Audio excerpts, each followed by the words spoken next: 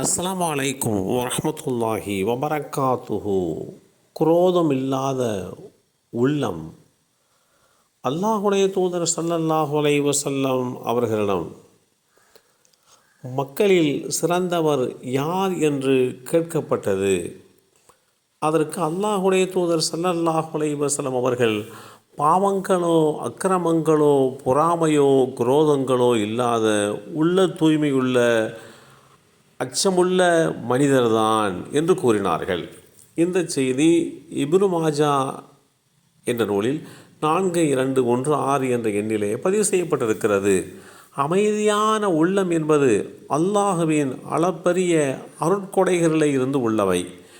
சுவர்க்கவாசிகள் சொர்க்கத்திற்குள்ளே நுழையும் போது அவர்களுக்கு கொடுக்கப்படக்கூடிய ஒன்று. வேதமறை குர்ஆனிலே அல்லாஹ் குறிப்பிடுகின்ற போது, ஒருவருக்கு ஒருவர் மீது இம்மையில் அவர்களில் நெஞ்சங்களில் இருந்த குரோதங்களை நாம் நீக்கிவிடுவோம். அவர்களும் சகோதரர்களாக ஒருவர் ஒருவரை முகம் நோக்கி கட்டில்களில் உல்லாசமாக சாய்ந்து கொண்டிருப்பார்கள்.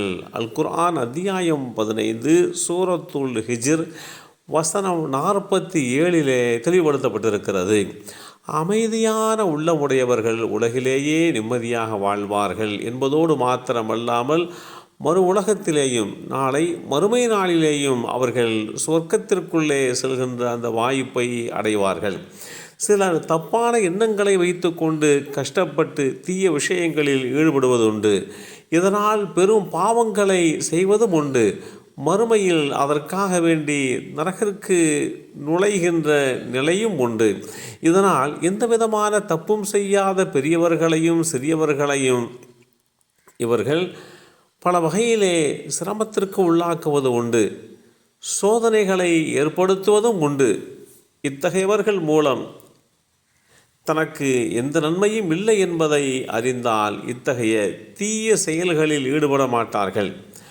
இவர்கள் தங்களுடைய எண்ணத்தை தூய்மைப்படுத்தி தீயவற்றை விட்டுவிட்டு நல்ல விஷயங்களை முற்படுத்தி செய்தால் சந்தோஷமானவர்களாக இந்த உலகத்தில் வாழ்வார்கள்.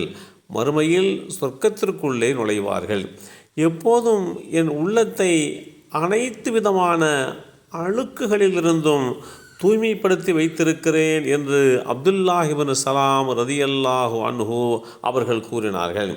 எனக்கு தேவையில்லாத அவசியமில்லாத எந்த ஒன்றிலும் நான் ஈடுபடுவதில்லை என்று பதில் கூறினார்கள்.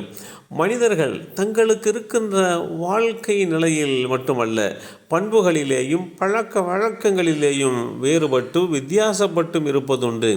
ஆகையினால் ஒருவரை சிறந்தவர் என்று முடிவு செய்வதற்கு ஒவ்வொருவரும் வெவ்வேறு விதமான காரணங்களை குறிப்பிடுவது உண்டு. வேறுபாடான வித்தியாசமான கருத்துக்களை முன்வைப்பதும் உண்டு. ஒருவருடைய காரியத்தையோ பண்பையோ காரணமாக வைத்து அவரை சிறந்தவர் என்று சொல்வது ஒருவருடைய பார்வையில் கண்ணோட்டத்தில் சரியாக இருக்கும். அதே சமயம் மற்றவர்கள் பார்வையில் தவறாக இருக்கும். காரணம், ஒருவரிடம் தாங்கள் விரும்பும் எதிர்பார்க்கும் பண்பு இருப்பதை பொறுத்து அவரை நல்லவர் என்று முடிவு செய்கிறார்கள். தங்களது சுய வெறுப்புகளை அடிப்படையாக வைத்து தீர்மானம் செய்கிறார்கள். நம்மை பற்றி முழுமையாக அறிந்திருக்கக்கூடிய நம்முடைய இரட்சகன் அவரிடத்திலே இறைச்செய்தியை பெற்றுத்தருகின்ற தூதர்களும் ஒருவரை விட ஒருவர் சிறந்தவர் என்று சொல்வது இருக்கின்றது. இத்தகைய நிலையிலே சிறந்தவர்களாக இருக்கின்றவர்கள் மக்களிடம் இருக்கக்கூடிய எண்ணங்கள் மற்றும் செயல்களை மையமாக வைத்து அவர்களில் சிறந்தவர்கள் யார் என்பது குறித்து மார்க்கம் கூறுகின்ற பல்வேறு தகவல்களையும் நாம் ஆராய முற்படுகிறோம். எனவே அப்படிப்பட்ட சிறந்த பண்புகளை பெற்றுக்கொண்டு நாளை மறுமை நாளிலே கிடைக்கின்ற அந்த சுவர்க்க பாக்கியத்தை அடைய வேண்டும். எல்லாம் வல்ல அல்லாஹு தாலா குரோதங்கள் கெட்ட எண்ணங்களை விட்டு நம்மையும் நம் சந்ததிகளையும் பாதுகாத்து அருள் புரிவானாக. அஸ்ஸலாமு அலைக்கும் வரஹ்மத்துல்லாஹி வபரக்காத்துஹு.